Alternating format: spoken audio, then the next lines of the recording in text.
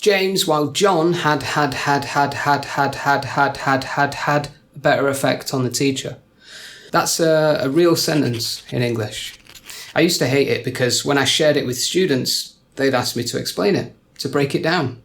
And I couldn't until recently, kind of. It goes without saying that with 11 hads in a row, it's a lexically ambiguous sentence that's pretty hard to explain. Let me explain. It's a demonstration of the necessity of nuance in language, especially in English. The way I said it before at the start of this video leaves out so many essential parts of what makes language, namely punctuation, intonation or stress, pauses and logic. Punctuation.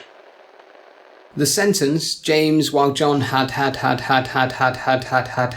better effect on the teacher, is actually written like this. James, comma, while John had, open quote, had, close quote, comma, had, open quote, had, close quote, semicolon, open quote, had, close quote, had a better effect on the teacher, full stop.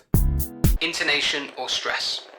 What we emphasize through our intonation is important here. We know that we tend to emphasize things in quotes or in speech marks to denote that they are kind of external from what we're saying. So everything in speech marks or quotation marks or quote marks needs to be stressed. Pauses.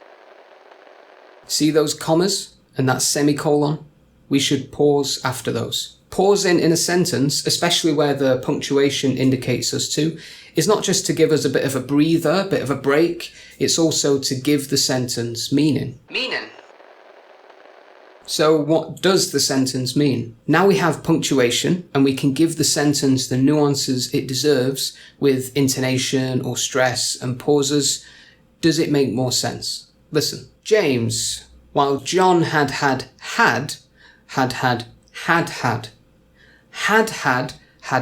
a better effect on the teacher. Can you figure it out now?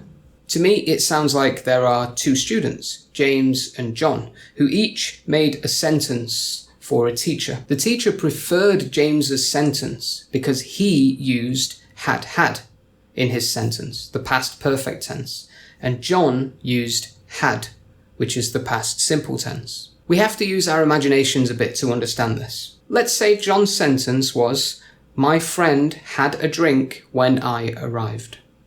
So James's sentence was, my friend had a drink when I arrived. The teacher preferred James's sentence because he showed good use of the past perfect tense. James put the having of the drink into the deeper past, where it arguably should be, especially if it happened before I arrived, which is the more recent past, the past simple. And we have to assume that it did happen before I arrived because the teacher preferred that sentence. Maybe that's the point of the exercise that the teacher gave to the students, checking to see if they would use the past perfect tense instead of the past simple tense. We don't know, we have to assume that. Now, it's okay to use two past simple sentences together. It's not a crime. It's just sometimes more logically accurate to use the past perfect tense with the past simple tense. It creates a more precise timeline. So that's probably why it had a better effect on the teacher. But that's not all there is to it. Logic.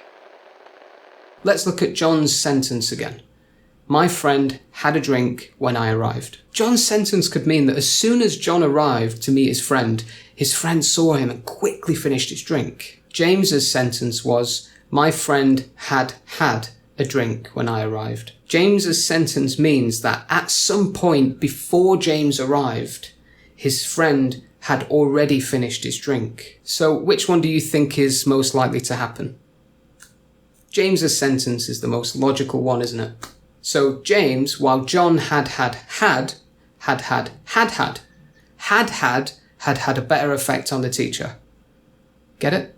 Let me know if you want more of this stuff. Comment, like, subscribe. Cheers.